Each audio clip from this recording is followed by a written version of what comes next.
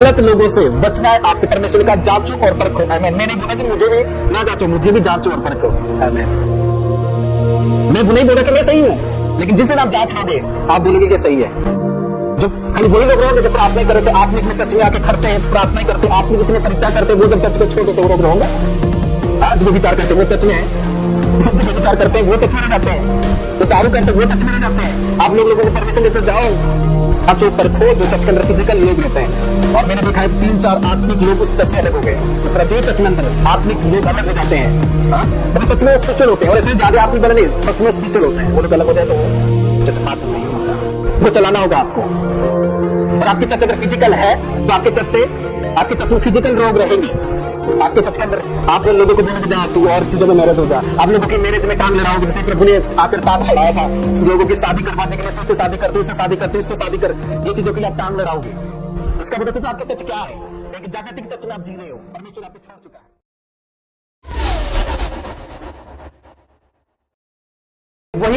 वही चर्च के अंदर जाओ जो चर्च जीवित रूप में हो। आमीन। जो चर्च सच में जीवित हो। और बहुत सारे लोग जीवित चर्चों में अटेंड नहीं होते। कोई भी चर्च के अंदर आप चले जाते हो, बहुत सारे ऐसे चर्च को मैंने देखा है जो चर्च के अंदर व्यभिचार के लोग पड़े हुए होते हैं। आप चर्च के अंदर अटेंड हो रहे हो, चर्च के अंदर जा रहे हो, तो अपने चर्च को जांचो कि वो जीवित है या नहीं है, नहीं तो आप खुद एक पाप का भागीदारी ठहरोगे। कितने मेरे बात को समझ रहे हो? खुद एक पाप का भागीदारी ठहरोगे। मेरी लाइफ पर मैंने चर्च को देखा है।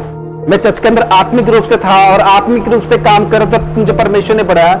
लेकिन जब उसी चर्च के अंदर, जिस चर्च के अंदर मैं था, तो परमेश्वर ने मुझे उसी चर्च के अंदर चुना, क्योंकि उसका जो अगवा था वो गलत दायरे में जाने वाला था, गलत जा रहा था। तभी परमेश्वर ने मुझे सिलेक्ट किया कि मैं इसे नया बनाऊंगा। आमीन। क्योंकि उसके अंदर से पाप हुआ। जैसे आप वचन में पढ़ते हो, साउल के समय पर साउल को परमेश्वर ने कहा तुम्हें ये काम करना है, लेकिन साउल आज्ञा को तोड़ दिया, साउल बातों को तोड़ दिया। तभी परमेश्वर ने क्या किया? तभी परमेश्वर ने दाऊद को चुना। हालेलुया। क्योंकि साउल ने यहां पर पाप कर लिया, तभी परमेश्वर ने दाऊद को चुना। क्योंकि पाप की जगह पर उसको साउल को हटाना था और दाऊद को उसी प्लेस में उसको खड़ा करना था। हालेलुया। उसको उसी प्लेस में खड़ा करना था। देखो चर्च कौन सा सही है? आपका मैन ऑफ गॉड या आपके चर्च के अंदर सही एक्टिविटी होना चाहिए। आमीन। आपको देखना है कि मेरे चर्च में कौन से लोग रह रहे हैं, पवित्रताई वाले लोग रह रहे हैं या नहीं रह रहे आज हमारे चर्च में। तो लोग आज बोलते हैं कि हमारा चर्च सही है, और उनके चर्च के अंदर जगत के लोग होते हैं। जो लोग लोगों को ठगते हैं वही लोग उस चर्च के अंदर होते हैं। और जो आत्मिक लोग होते हैं, जिनको परमेश्वर चुना हुआ था, जिनके अंदर गैर भाषाएं होती है, पवित्र आत्माएं होती है, वो चर्च छोड़ के भाग जाते हैं, वो चर्च से अलग हो जाते हैं। लेकिन जो लोग लोगों को ठगते हैं, जो लोग विचार करते हैं, कुछ चर्च के अंदर तो मूर्ति पूजा की ओर से वो लोग शादी करवाते हैं, जो वो पुराने नियम से उन लोगों की मैरिज करवाते हैं, उसको बोलते हैं कि हमारी चर्च सही है। जो परमेश्वर के नियम से शादी नहीं करवाते। कुछ लोग बोलते जाओ तुम उसमें मैरिज हो जाओ, फिर आके मेरे पास शामिल हो जाओ। वो चर्च भी उनको लगता है कि वो चर्च सही है। लोग भी होते बेवकूफ। लोग जब देखते हैं उस चर्च को, उनको ये देखना चाहिए कि अरे इधर तो जो विषय हो रहा है वो परमेश्वर के आत्मिक विषय नहीं हो रहा। लोग पहन लेते अच्छे अच्छे कपड़े पहन लेते, अच्छे अच्छे गाउन पहन लेते, लोगों को लग जाता है कि अरे ये चीजें है, ये तो परमेश्वर की ओर से है। वो बिल्कुल नहीं किया। जब उन्होंने वो चीजों को एक्सेप्ट किया, वो फिजिकल में गए, क्योंकि उनको उधर से सैलरी आती है इन चीजों के लिए। कुछ लोगों को, कुछ पास्टरों को, वो तो बिक गए हैं। आज कुछ लोग में, जैसे कि खुदावन का नबी होने के नाते मैं नबी लिखता हूं, वो मेरी स्पिरिचुअल कॉलिंग है। कुछ लोग डॉक्टर ये वो लिख देते, वो उनकी फिजिकल कॉलिंग है, वो जगत की कॉलिंग है, वो उसको इन चीजों को लिख देते हैं सिर्फ और सिर्फ इनकम लाने के लिए। लेकिन आपको उस सच के अंदर देखना है सबसे पहले कि कौन से लोग उससे डिस्कनेक्ट हो रहे हैं। आत्मिक लोग अगर डिस्कनेक्ट हो रहे हैं, जो प्रार्थनाएं करते हैं, जो परमेश्वर में स्पिरिचुअल लोग अगर डिस्कनेक्ट हो रहे हैं, तो उसका मतलब वो चर्च फिजिकल है। वो जो चर्च है वो फिजिकल है। अगर वो चर्च के अंदर परमेश्वर की आत्मिक चीजें नहीं हो रहा, आज मैंने वो चर्च को मैंने देखा हुआ है कि आत्मिक लोग उस चर्च से अलग हो जाते हैं, और जगत के लोग जो बेविचार करते हैं उस चर्च में पड़े रहते हैं, जो दारू पीते हैं उस चर्च में पड़े रहते हैं। और वो व्यक्ति ऐसा होता है कि जो दारू पी रहा होता है, वो देखता है वो दारू पी रहा है, वो ड्रिंक कर रहा है, वो देख रहा होता है, उसको बुलाता है। मैंने एक चर्च को देखा कि उसका भांजे को पता है दारू पी रहा है, उसको पता है कि मेरा मामा दारू पी रहा है, वो उनको बुलाएगा अपनी चर्च में कि वो रहे, क्योंकि उसके अंदर चर्च में लोग आते रहे। तो आपको डिसाइड करना है कि ये जो चर्च है पाप है, ये व्यक्ति पाप में जा रहा है, उसके अंदर उतना दम नहीं है, उसके अंदर इतनी ताकत नहीं है कि ईमानदारी से परमेश्वर के पास सेवा हो सकता है। कुछ लोग पागल जाते हैं, अरे भाई ये तो परमेश्वर का दास है। खाक परमेश्वर का दास, परमेश्वर का दास पाप से दूर रहेगा, हर एक मूर्तियों की चीजों से दूर रहेगा। आमीन। हाँ, वो पवित्र पर रहेगा। उसके चर्च में सिर्फ गैर भाषाएं पवित्र आत्मा करने वाले लोग रहेंगे, लोगों को ठगने वाले लोग नहीं रहेंगे। आप उस समय पर ये वचन को लोग बोलेंगे जरूर कि परमेश्वर तो पापियों को पसंद करता है, परमेश्वर तो पापियों को चुनता है। मेरे प्रियो, परमेश्वर जब बेस्या नारी को चुना, उसके बाद परमेश्वर कहा तुझे दोबारा पाप नहीं करना है। आमीन। अगर आप प्रभु को जान चुके हो तो आपको पाप नहीं करना, इस बात को जान लो।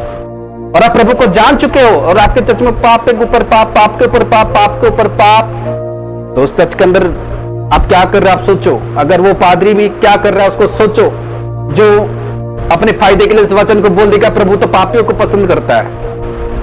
अगर आपके चर्च में ऐसे लोग हैं जो पूरी तरह से क्रिश्चियन है, बॉर्न क्रिश्चियन है, सारी चीजें हैं, अगर वो प्रभु में सही तरीके से नहीं चल रहे हैं तो उनको चलाना होगा आपको।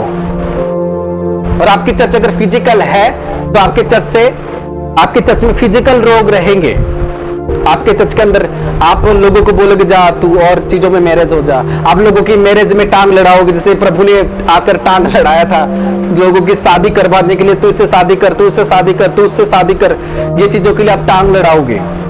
उसका मतलब सोचो आपकी चर्च क्या है।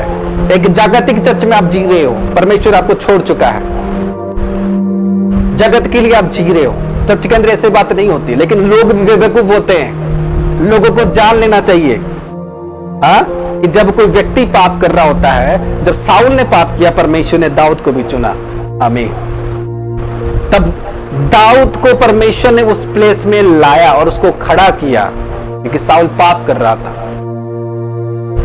आमीन। आपके अंदर दम होना चाहिए, है ना, आपके अंदर सामर्थ होना चाहिए।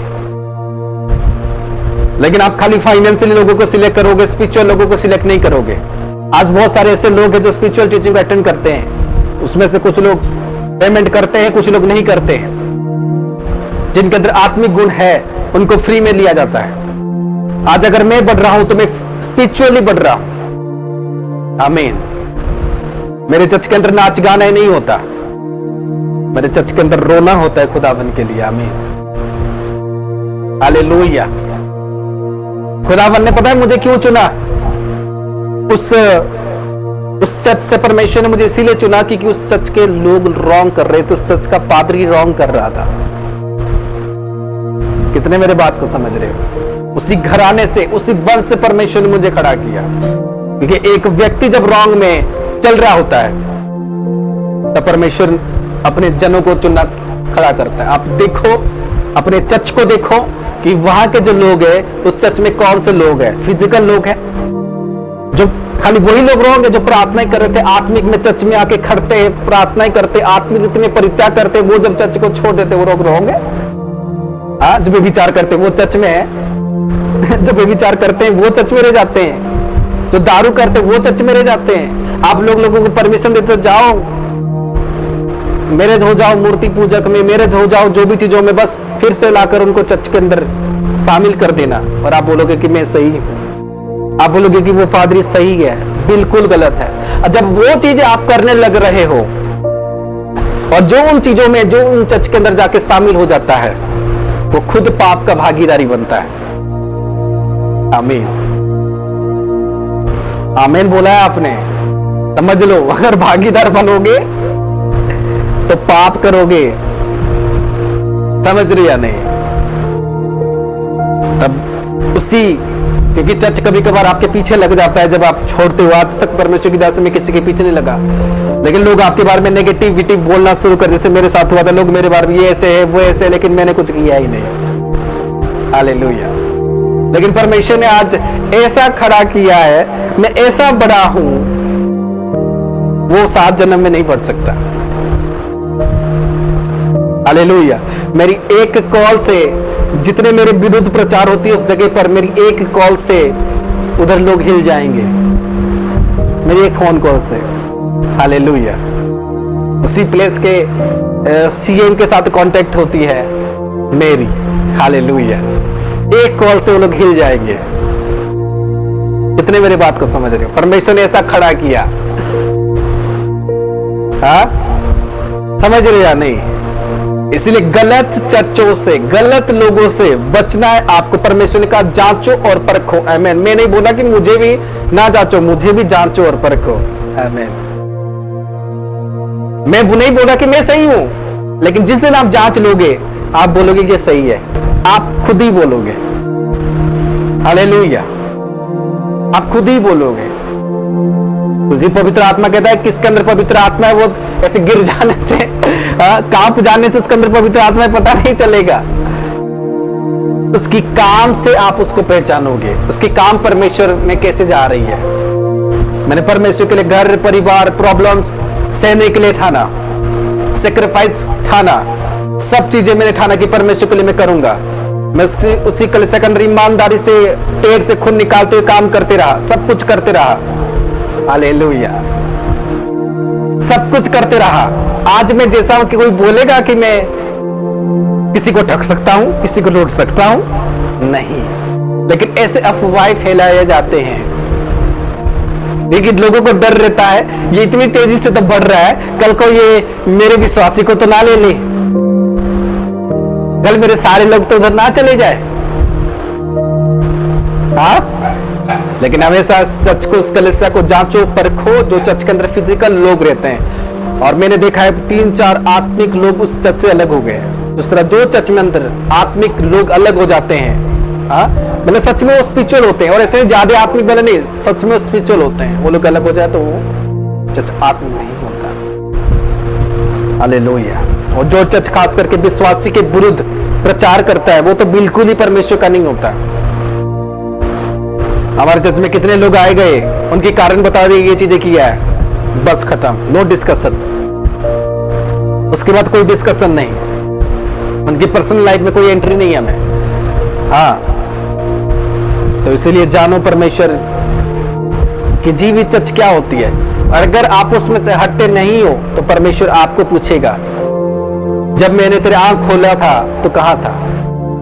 जब तेरे आंखों से तू देख रहा था कि पाप हो रहा है तो कहां था?